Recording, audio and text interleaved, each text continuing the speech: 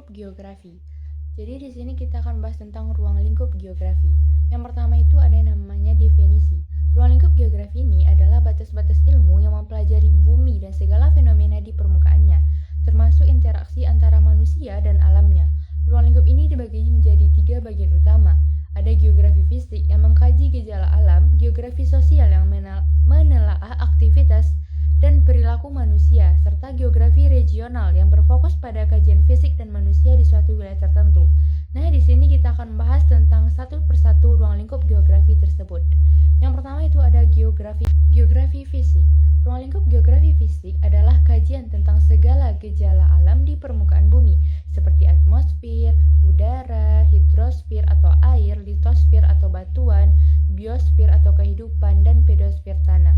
Fokusnya adalah mempelajari proses dan pola lingkungan alam, termasuk bentuk permukaan bumi, iklim, air, tanah, serta kehidupan flora dan fauna, dengan memanfaatkan ilmu-ilmu pendukung seperti geologi, geomorfologi, dan klimatologi.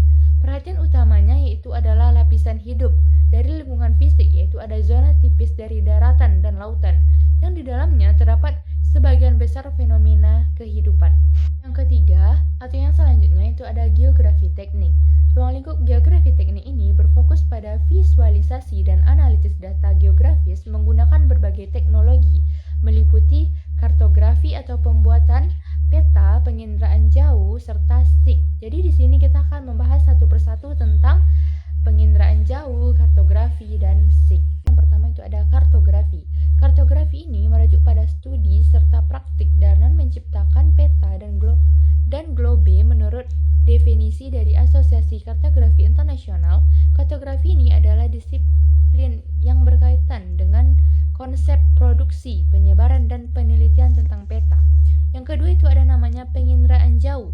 Penginderaan jauh adalah merujuk pada pengukuran atau pengambilan data dari suatu objek atau fenomena menggunakan perangkat yang tidak melakukan kontak langsung atau fisik dengan objek tersebut. Yang ketiga itu ada sistem informasi geografi atau SIG, adalah bagian dari bidang geografi yang mengembangkan basis data berisi informasi geografi dan sistem untuk menyajikan data tersebut dalam bentuk sebuah peta. Yang selanjutnya itu ada namanya geografi sosial. Ruang lingkup geografi sosial ini adalah kajian mengenai kehidupan dan aktivitas manusia sebagai makhluk sosial di permukaan bumi, serta interaksi antara manusia dengan lingkungan sosial, budaya, dan ekonomi mereka. Ini mencakup studi persebaran penduduk dan dinamikanya, berbagai aktivitas ekonomi, serta pola kebudayaan yang semuanya memiliki dampak timbal balik terhadap lingkungan alam. Yang dimana aspek-aspeknya itu yang pertama ada namanya demografi atau kependudukan, yang dimana dia itu mempelajari tentang jumlah, distribusi, struktur, dan perubahan populasi manusia. Yang kedua itu ada namanya ekonomi. Ekonomi dia itu menganalisis berbagai kegiatan manusia seperti pertanian, industri, dan perdagangan. Yang ketiga itu ada namanya budaya, itu mempelajari aspek budaya yang ada dalam masyarakat.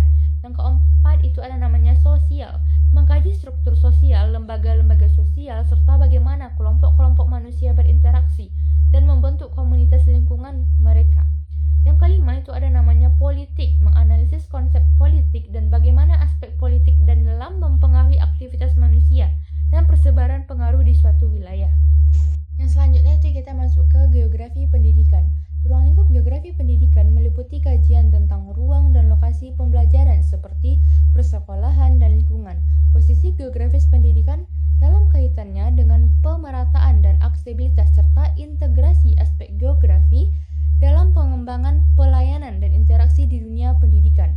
Bidang ini juga mempelajari bagaimana geografi diajarkan dan digunakan sebagai alat untuk memahami keanekaragaman dan hubungan manusia dengan lingkungannya. Aspek-aspeknya itu yang pertama itu geografi penentu lokasi serta akses pendidikan. Yaitu mengkaji lokasi strategis untuk mendirikan institusi pendidikan. Yang kedua itu lingkungan fisik dan iklim pendidikan. Meneliti bagaimana kondisi lingkungan fisik seperti topografi di suatu daerah itu dapat mempengaruhi proses terjadinya atau berjalannya pendidikan. Yang ketiga itu ada sistem kebijakan pendidikan, menganalisis tentang layanan pendidikan dalam ruang termasuk distribusi sumber daya layanan.